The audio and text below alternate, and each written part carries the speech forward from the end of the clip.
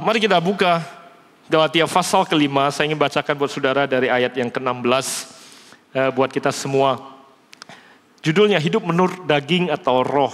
Maksudku, kata Paulus, ialah hiduplah oleh roh, maka kamu tidak akan menuruti keinginan daging. Sebab keinginan daging berlawanan dengan keinginan roh, dan keinginan roh berlawanan dengan keinginan daging, karena keduanya bertentangan sehingga kamu setiap kali tidak melakukan apa yang kamu kehendaki.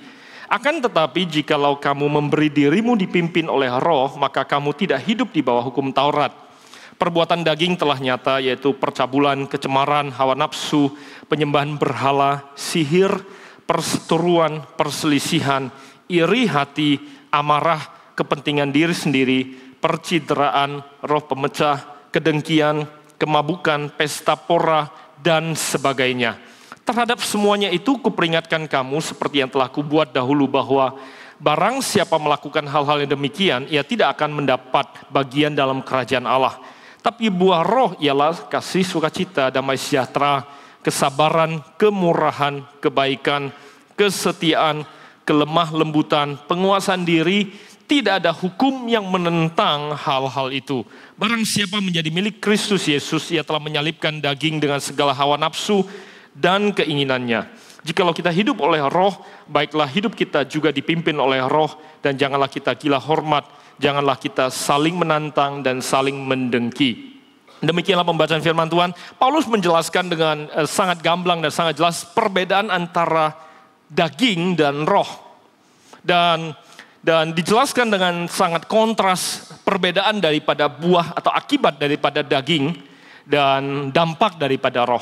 Nah saudara, kalau saudara pernah menyelidiki Alkitab, saya berulang kali saya masukkan ke dalam konkordansi kata buah, saya temukan begitu banyak bagian firman Tuhan yang berbeda-beda, terutama di dalam perjanjian baru, yang menggambarkan tentang kekristenan dan pertumbuhannya yang ingin Tuhan lihat dalam kehidupan kita. Kalau saudara lihat di dalam Yohanes pasal ke-15, Yesus bicara tentang pokok anggur akan dipangkas supaya berbuah. Kemudian di dalam Matius pasal ke-13, Yesus cerita tentang 4 jenis tanah yang berbeda-beda. Ada tanah yang di pinggir jalan, ada tanah bebatuan, ada semak belukar, dan kemudian tanah yang menghasilkan 30, 60, 100 kali lipat bicara soal buah. Make sense to you?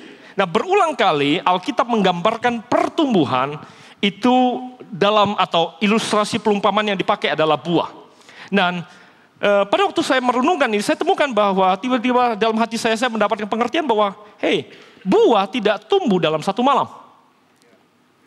Tidak ada buah yang bisa tumbuh dalam satu malam. Di dalam Lukas pasal ke-6, ayat ke-43 sampai 45 kalau saudara nanti baca di rumah, dikatakan bahwa Yesus berkata bahwa tidak mungkin pohon yang tidak baik berbuah baik. Kalau yang ini saya sebut sebagai pohon yang tidak baik, dikatakan kalau pohonnya tidak baik, buahnya namanya tidak baik. Tidak mungkin pohon yang tidak baik, mudah-mudahan ini masih kelihatan, atau saya coba ganti. Kalau ini saya sebut sebagai pohon yang baik, tidak mungkin pohonnya tidak baik bisa berbuah yang baik. Dan saya tidak temukan bahwa baik itu pohon atau buah yang baik maupun buah yang tidak baik bisa tumbuh dalam satu malam. Takes time untuk buah bisa tumbuh. Nah, apakah itu daging, buah daging, perbuatan daging maupun buah roh, it will take longer than just one night to grow it. Perlu waktu untuk menumbuhkannya. Dan Paulus menggambarkan dengan sangat jelas dan dia katakan bahwa keinginan daging itu mereka berdua itu bertentangan dan berlawanan. Mereka dikatakan dalam terjemahan bahasa Inggris, they are contrary to each other. Mereka itu berbeda seperti langit dan bumi. Contrary and against each other. Dikatakan bahwa kalau ini putih, yang itu hitam. They are contrary, mereka berlawanan, mereka berbeda, dan mereka bertentangan. Nah, salah satu rahasia untuk bisa menghadapi perbuatan daging adalah saudara harus mengizinkan roh Tuhan menuntun saudara untuk menentang, melawan ini. Itu salah satu hal yang kita akan pelajari selama 2 bulan ini. Saudara akan belajar dalam konteks ini. Oleh sebab itu, Paulus gambarkan dan Paulus katakan bahwa karena daging inilah aku melakukan apa yang aku tidak kehendaki. Dia katakan, saya nggak tahu apakah saudara punya pergumulan ini apa tidak. Paulus dalam suratnya berulang kali dia gambarkan pergumulan dia menghadapi daging ini. Di dalam Roma pasal ke-7, atau kalau saudara mau kita buka sebentar Roma pasal ke-7, dia menggambarkan, menjelaskan dengan sangat jelas dilema yang dia hadapi atau pergumulan yang dia hadapi. Roma pasal ke-7 ayat 18 dikatakan seperti ini. Sebab aku tahu bahwa di dalam aku, yaitu di dalam aku sebagai manusia, tidak ada sesuatu yang baik. Saya berkata, tunggu sebentar. Masa sih di tubuh seganteng saya dan tubuh secantik saya tidak ada sesuatu yang baik? Dia berkata, tidak ada sesuatu yang baik. Saya pernah dengar seorang hamba Tuhan yang berkata, sesungguhnya dari manusia, memang dari tubuh manusia, dari badan daging manusia, tidak ada sesuatu yang baik yang bisa dikeluarkan. Semua yang dikeluarkan tubuh ini baunya tidak baik. Apakah itu keluar dari mata saudara, dari hidung saudara, dari mana saja, baunya tidak baik. Karena memang daging ini mengeluarkan yang tidak baik dikatakan oleh Paulus. Saudara melihat saya seperti saudara tidak punya pergumulan yang dialami oleh Paulus. Kemudian dikatakan, sebab kehendak memang ada di dalam aku, niat ada. Tapi bukan yang baik yang aku niati, itu yang saya inginkan yang aku lakukan. Kalau saudara lanjutkan baca di dalam perikop yang tadi ini, ayat 18 dan lain sebagainya. Dan selanjutnya, dia bergumul, Paulus bergumul, dia berkata, aku niatnya nggak pengen makan sebanyak itu. Tapi apa daya?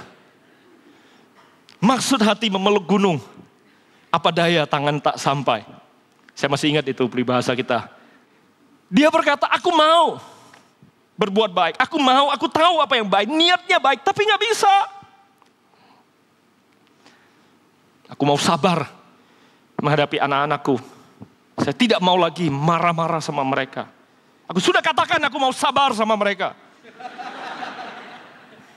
Sama istri juga saya tahu. Perlu mendengarkan 15.000 kata per hari. Saya akan dengan baik mendengarkan dia. Dengan sabar menunggu dia belanja.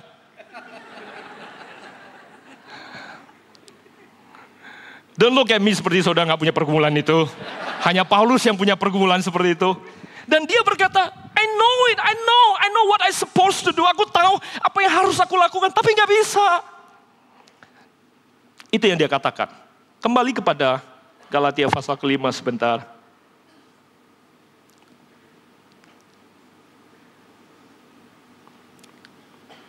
Kemudian dia katakan bahwa di dalam ayat 16-17, kalau saudara baca di situ. Kemudian dia lanjutkan, dia katakan begini. Barang siapa, walaupun setelah dia jelaskan perbuatan daging itu dan dia jelaskan, aku tahu, aku tidak punya niat melakukannya, tapi gak bisa aku melakukan juga selalu. Kemudian dia memberikan peringatan yang sangat tegas buat kita semua. Barang siapa melakukan hal itu, yang dia juga tahu, dia gumuli, tidak bisa dia hindari. Barang siapa melakukan hal yang demikian, ia tidak akan mendapat bagian dalam kerajaan Allah. Dalam bahasa Inggrisnya dikatakan, they will not inherit the kingdom of God. Atau they will not receive the inheritance of the kingdom of God. Mereka tidak akan bisa mampu menerima warisan yang disediakan di dalam kerajaan surga. Tahukah saudara-saudara bisa masuk dan hidup di dalam kerajaan tersebut, tapi tidak hidup menikmati warisan yang disediakan bagi saudara sebagai anggota kerajaan tersebut? Matius pasal ke-16, ayat ke-19, Yesus pernah berkata begini. Kunci kerajaan surga telah diserahkan kepadamu. Oleh sebab itu, apapun yang kau ikat di bumi akan terikat di, dan apa yang kau lepaskan di bumi akan dilepaskan di. Nah, waktu Yesus ucapkan itu, saya pernah dengar dijabarkan kata-katanya, dikatakan bahwa unto you has been given the keys of the kingdom. Kepadamu telah diberikan kunci rahasia dari kerajaan surga. Bukan keys to the kingdom, bukan kunci untuk masuk ke dalam kerajaan surga. Oke, saya jelaskan sebentar. Di tangan saya dipinjamkan kunci, I suppose ini kunci rumah. Saya rasa ini kalau dari bentuknya kunci rumah. Dan saya percaya ini kunci satu rumah, mungkin atau cuma satu kamar dan beberapa lemarinya. Dan ini adalah kunci rumah, keys of a house.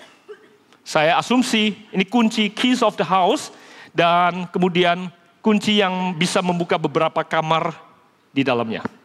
Alkitab berkata, kita sudah diberikan kunci yang berlaku di dalam kerajaan surga. Oleh sebab itu, apapun yang kau buka dengan kunci yang diberikan padamu, di bumi, surga akan membukanya. Dan apa yang kau tidak buka di bumi, surga pun tidak bisa membukakannya. Oke? Nah, Paulus berkata, kalau engkau hidup di dalam daging, kau tidak bisa mewarisi apa yang surga sediakan bagi engkau. On the other hand, kalau engkau hidup di dalam roh, kau punya kemampuan untuk mewarisi apa yang sudah sediakan. Dengan kata lain, you might be saved, you might be in the kingdom. Saudara diberikan kunci rahasia kerajaan surga, tapi saudara tidak pernah menikmati warisan tersebut karena saudara selama ini tidak berhasil mengatasi dagingnya dalam tubuh saudara yang sama yang Paulus juga gumuli. Dan saudara tidak menghidupi warisan tersebut di bumi sementara sudah menantikan kekekalan datang dalam kehidupan saudara. Am I making any sense to anybody? Oleh sebab itu, kalau saudara berkata bahwa iya tabat semua orang bergumul, saya mau sabar. Tapi kadang-kala nggak bisa. Saya mau lembah lembut. Saya nggak mau lemah gemulai. Saya juga nggak mau lemah gemulai. Lemah lembut beda dengan lemah gemulai, saudara. Lemah lembut itu tidak berarti saudara tidak tegas. Saudara tetap tegas dengan apa yang kau inginkan. Cuma menginginkannya tidak dengan cara yang ngotot. Itu bedanya. Lemah lembut. Kalau saudara berkata menipu itu nikmat. Saudara belum nikmati apa artinya setia. Saya berkata, kalau gue mau makan, gue bisa puaskan nafsuku seenakku. Oh, saudara belum menikmati apa rasanya bisa menguasai diri. Sensasi kenikmatan di dalam diri saudara, heaven on earth. You never tasted it. Kalau saudara berkata, what? Hidup dengan hanya satu wanita seumur hidup. Bagaimanakah mungkin seseorang pria bisa puas? Hey, saudara, tunggu sampai engkau hidup di surga, heaven on earth. Puas dengan satu wanita saja. Is there anybody can say amen to that? Saya tahu pasti Jeffrey would say that. Amen. Berarti saudara belum sampai di tempat di mana saudara mewarisi kunci yang bisa membukakan pintu yang tidak berlaku di sana. Let me give you some more examples. Di dalam kerajaan surga ada kunci-kunci yang berbunyi. Ada orang menyebar-nyebar harta, bisa tambah kaya. Itu kunci kerajaan surga. Seperti kunci mobil, saudara hanya bisa pakai buat mobil. Kalau saudara pakai kunci rumah ini, coba buka mobil, setengah mati.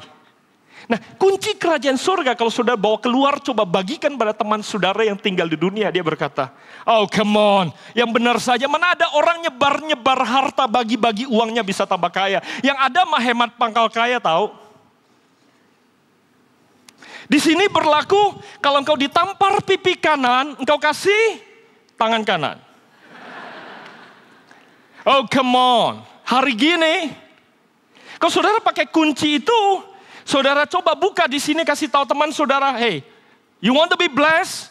Coba ditampar pipi kanan, kasih pipi kiri. Dia berkata, come on, are you stupid or what? Tampar pipi kanan, itu pun pastikan kena pipi kanan. Kalau kena hidung kanan, habis dia. Tangan kanan, tangan kiri, kaki kanan, dan kaki kiri. Well, but kalau saudara pernah menikmati kasih pipi kanan setelah engkau ditampar pipi kiri, and you experience the sensation, engkau bisa berkata, you know what? Ini jauh lebih enak. Jauh lebih asik daripada apa yang dunia atau daging tawarkan. Fonda 2 minggu yang lalu berbicara tentang pengalaman dia terjerat drugs. Fonda bisa menghafalkan dan menjelaskan semua obat yang pernah dia cobai. Seperti menghafalkan kitab Kejadian sampai Wahyu. All the rohypnol, the metan, saya nggak pernah hafal itu, saya nggak pernah tahu. Saya nggak pernah mengerti itu sampai waktu saya dengarkan dia. Dia berkata, iblis memang pintar. Dosa memang enak, nggak perlu diperdebatkan. Perbuatan daging memang enak. Dosa mah nggak perlu diperdebatkan. Rasanya yummy. Iblis nggak bodoh menciptakan sesuatu yang tidak enak untuk menjerat kita. Rasanya enak, cuman konsekuensinya nggak enak. Rasa dosa yummy, but the consequences yucky. Itu dosa. Nah, Paulus tahu itu. Nah, kalau saudara masih dalam tahap berkata, well, you don't know, this is real good. Let me challenge you, ada yang jauh lebih enak. Fonda berkata 7 kali dia ke rehab, nggak bisa lepas. Sampai waktunya dia ketemu warisan yang jauh lebih enak. Dia tahu meninggalkan ini jauh lebih enak. Kalau engkau menipu dan mengkhianati, engkau berkata, wow, tunggu sampai engkau pernah berlaku setia dan engkau bisa berkata, wow, ini jauh lebih enak. Beberapa tahun yang lalu, saya divonis dokter mengalami fatty liver. Untuk itu saya harus diet, saya harus puasa. Dulu saya beratnya 102 kilo, saya tidak banggakan. Itu walaupun secara berat per kilonya menguntungkan, karena bobotnya besar. Saya harus puasa, detox, supaya liver saya lemaknya berkurang. Alfi pernah lakukan puasa itu 10 hari. Saya masih ingat, sengsara saudara. Sengsara nggak makan sama sekali karena cuma minum jus. Hari pertama, hari kedua, hari ketiga sakau berat. Kalau saudara pernah sakau tengah malam lagi puasa. Semua jenis makanan yang sudah lama nggak dimakan muncul di permukaan pikiran saudara. Sate, siomay, martabak kering, martabak basah, martabak manis, martabak asin. You know, all kind of food. Giliran ngantri di pikiran saudara. Saudara balik kiri, balik kanan, nggak bisa tidur, telungkup. Dan saudara 2-3 hari mengalami sakau. Hari keempat, hari kelima mulai nyaman. Long story short, puasanya 10 hari. Yang saya mau ceritakan kepada saudara adalah bagian waktu saya buka puasa. Setelah 10 hari buka puasa dikasih makanan pertama, itu sup bening, sup ayam bening cuman semangkok kecil. Dan satu-satunya makanan keras yang diizinkan waktu itu adalah sepotong tahu sepanjang ruas jari saya. That's it. Saudara, dan ada sedikit daun bawang hijau, dikit, cuma dikit. Saya mau beritahu saudara, saya tidak pernah temukan daun bawang seseksi hari itu. Saya bilang sama daun bawang, you really look gorgeous, you so beautiful. Waktu saya lihat tahunya, boy, you are so lovely. Saya lihat, kemudian saya sendok sup yang pertama, hangat. Dan saya bisa rasakan rasa hangat itu mengalir dari tenggorokan masuk ke perut yang sudah lama merindukan rasa kehangatan tersebut. Saya sedot, saya minum, saya nikmati rasa hangat itu. Kemudian saya lihat si seksi tahu yang ada di situ. Saya angkat dia, saya gigit ujungnya saja. Saya turunkan dengan pelan karena saya takut dia pecah.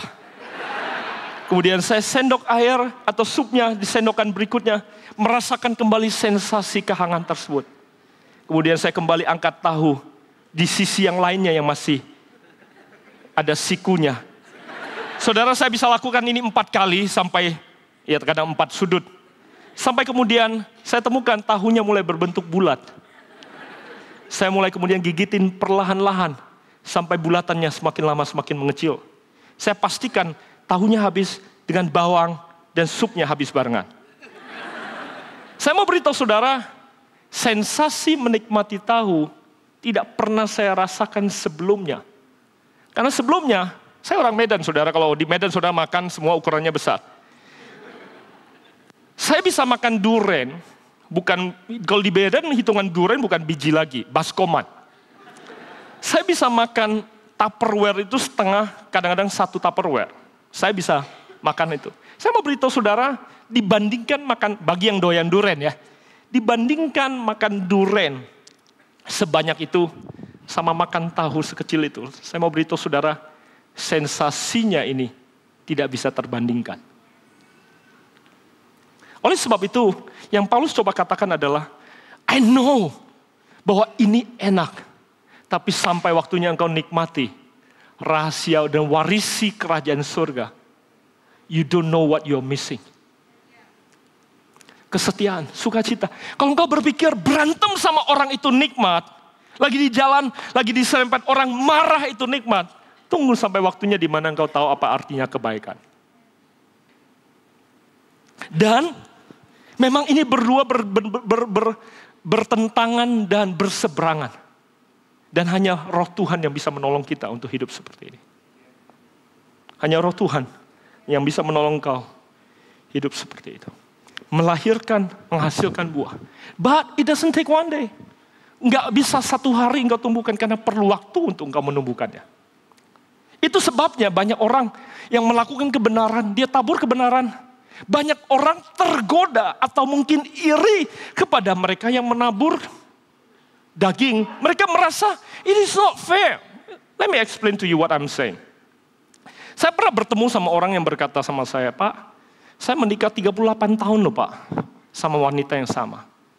Dia merasa saya kurang jelas mendengarnya, dia ulangi lagi. 38 tahun Pak, 38 tahun. Iya Pak, saya dengar 38 tahun. Dengan wanita yang sama.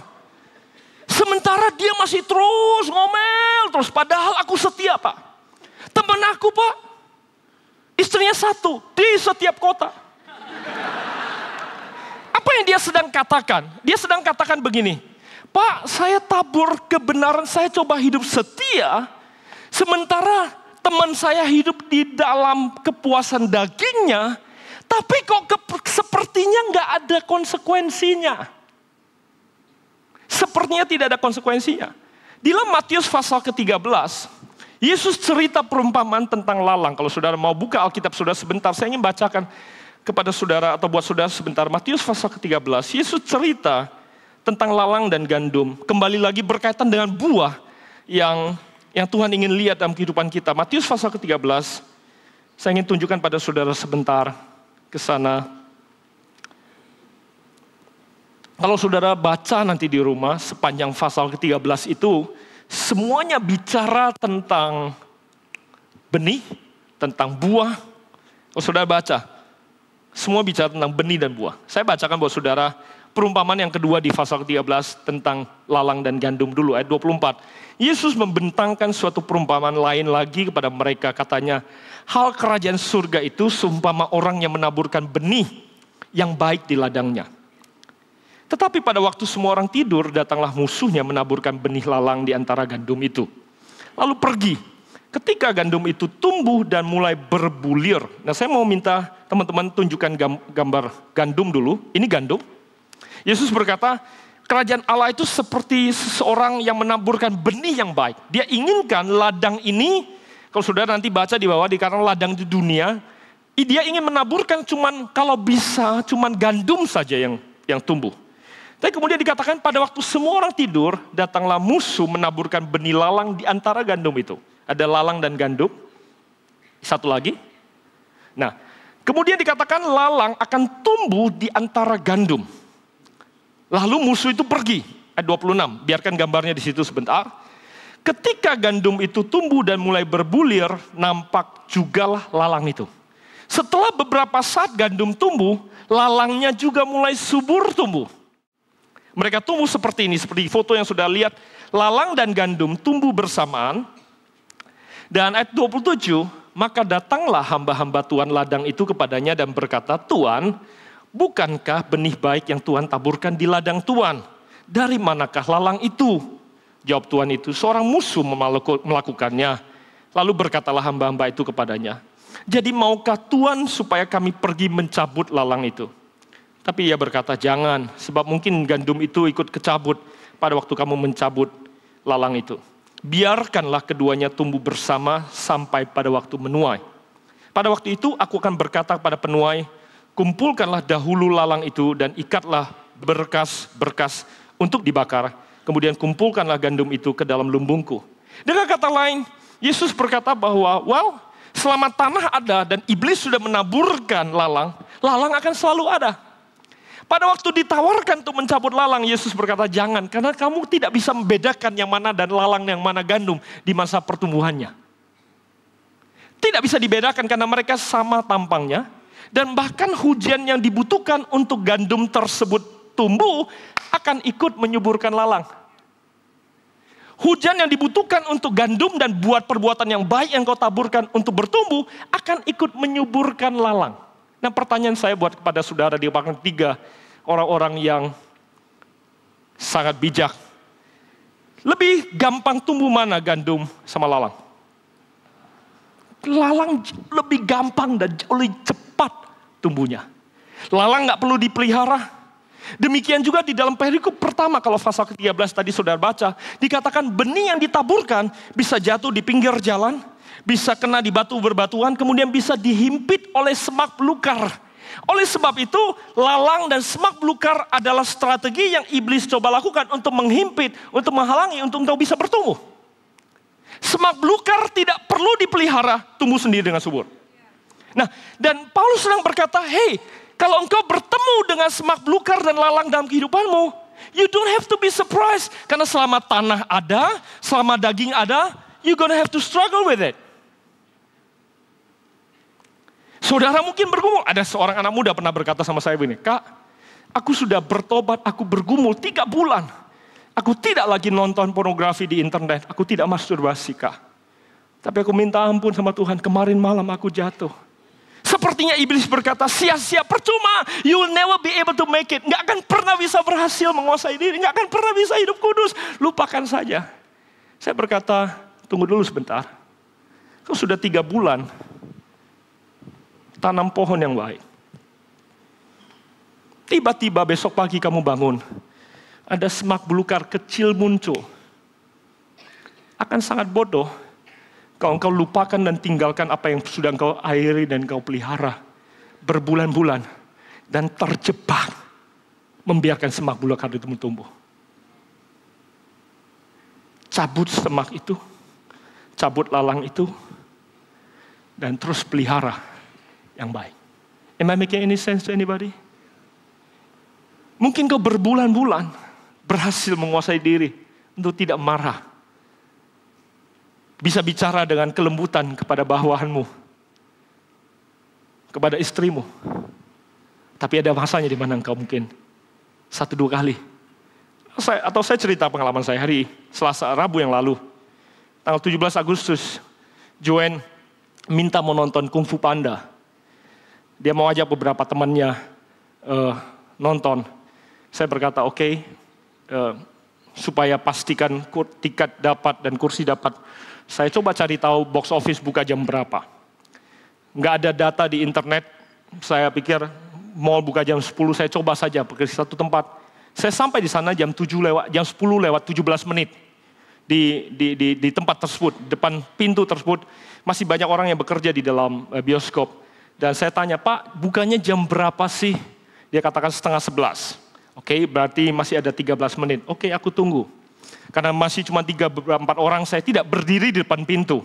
Tapi saya pastikan jam 10:25, 10:26, saya mulai mendekat kepada pintu supaya saya nanti urutan pertama. 10:30 saya sudah ada di dekat pintu sambil pura-pura teleponan, tapi sudah dekat di pintu dengan harapan pintu terbuka, saya orang pertama di situ.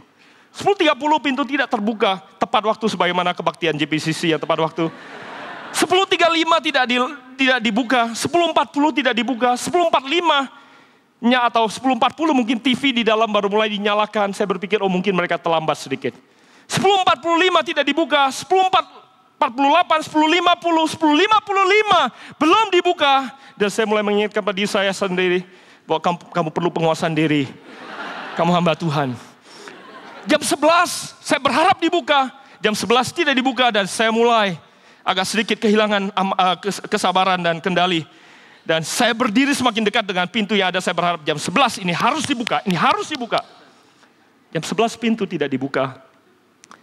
Ada pintu samping yang terbuka, tempat karyawan keluar masuk. Saya bilang sama Joanne, tolong buka pintu itu. Teriak sama kakak di dalam, tanya, Kak buka jam berapa? Joanne bilang, enggak. Long story short, jam 11:05 Joanne akhirnya buka pintu ke dalam. Di belakang saya sudah ribuan orang numpuk di belakang. Saya sudah tertekan mendekati kaca yang ada. Joanne kemudian tanya, Kak, jam berapa sih pintu dibuka? Di dalam teriakan, jam 11:30. Pada saat itulah saya bisa berhasil mengendalikan diri saya.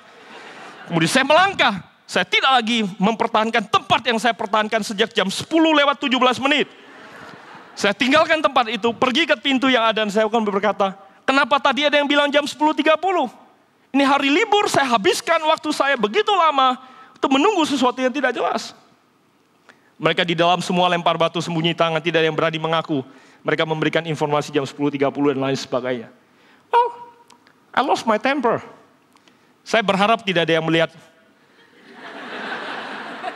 saya marah. Boleh marah? Asal jangan sampai matahari terbenam. Saya tidak kasar, saya tidak berlaku kasar, cuma marah. Saya marah. Tidak melakukan yang tidak baik, tapi marah. Selama saudara bisa pastikan matahari tidak terbenam, saudara boleh marahnya lama. Tapi saya mau beritahu saudara, puaskah saya marah? Puas banget. Tapi saya bisa katakan kepada diri saya sendiri, bahwa akan jauh lebih nikmat dan jauh lebih enak. Kalau seandainya mungkin di saat itu saya berhasil mengendalikan diri, menenangkan diri, dan lain sebagainya. Make sense to you? Karena ada sesuatu yang jauh lebih nikmat yang ditawarkan oleh kebenaran firman Tuhan. Walaupun betul, understandable, kita bergumul. Tapi remind yourself. Kesetiaan, kelemah lembutan, perbuatan baik, pengendalian diri. Jangan iri hati.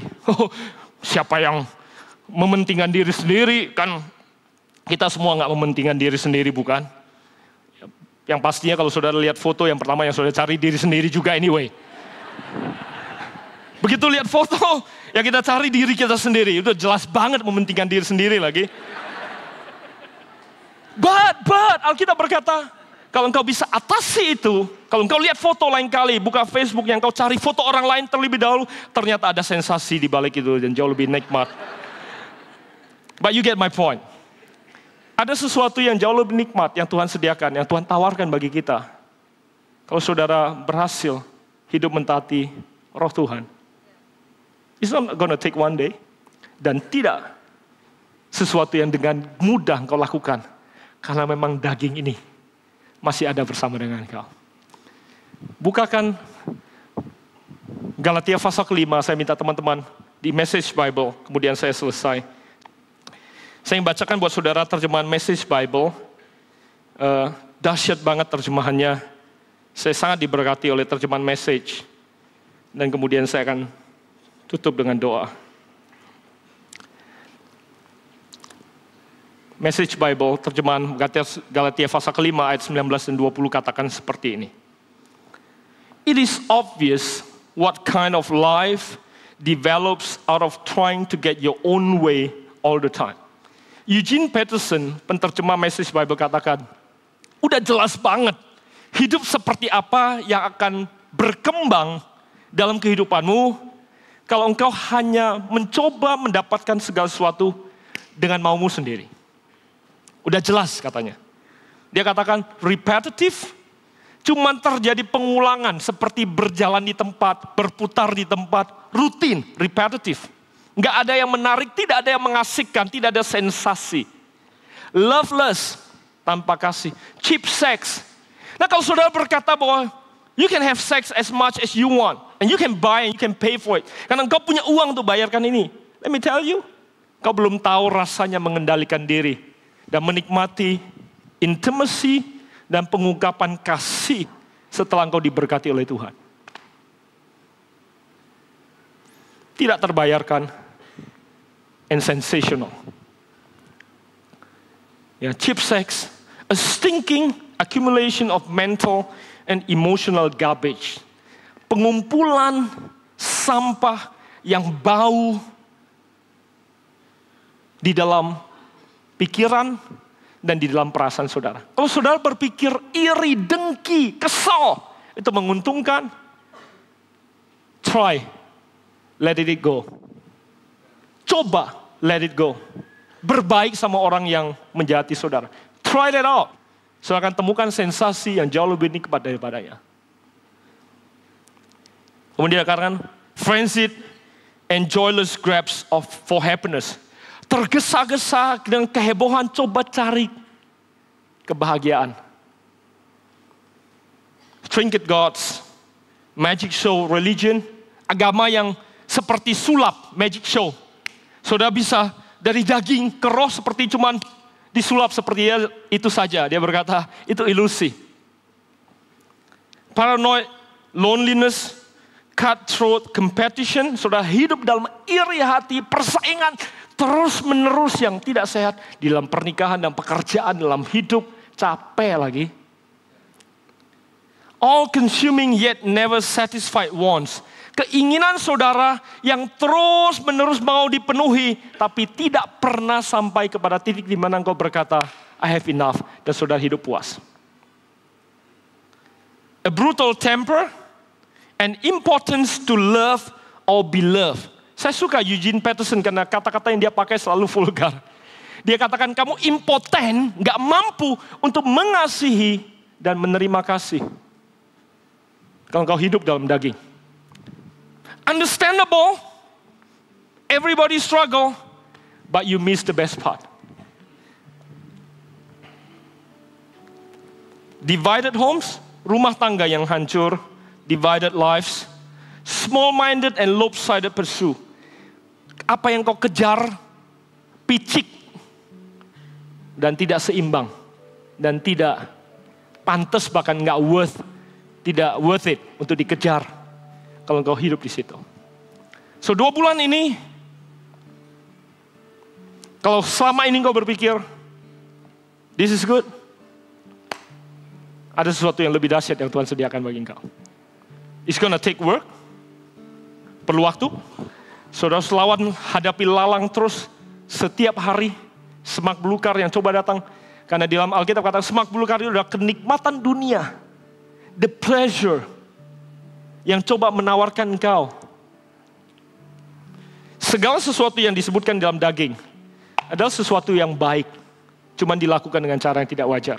Sex is something beautiful, cuman kalau itu dilakukan dengan cara yang tidak wajar, konsekuensinya yaki. Nafsu makan sesuatu yang baik, tapi nafsu makan yang tidak terkendali, konsekuensinya yaki. Marah boleh, amarah yang tidak terkendali, konsekuensinya yaki. Menghancurkan pernikahan, menghancurkan kehidupan. Saya berdoa selama 2 bulan ini, kau menumbuhkan buah yang baik. Dan tidak meninggalkan apa yang baik yang kau tumbuhkan. Sehingga apa yang kau tuai baik. Karena pohon yang baik pasti menghasilkan buah yang baik. Pohon yang tidak baik pasti menuai konsekuensi yang tidak baik. Amin. May God bless you. Mari kita bangkit bersama-sama.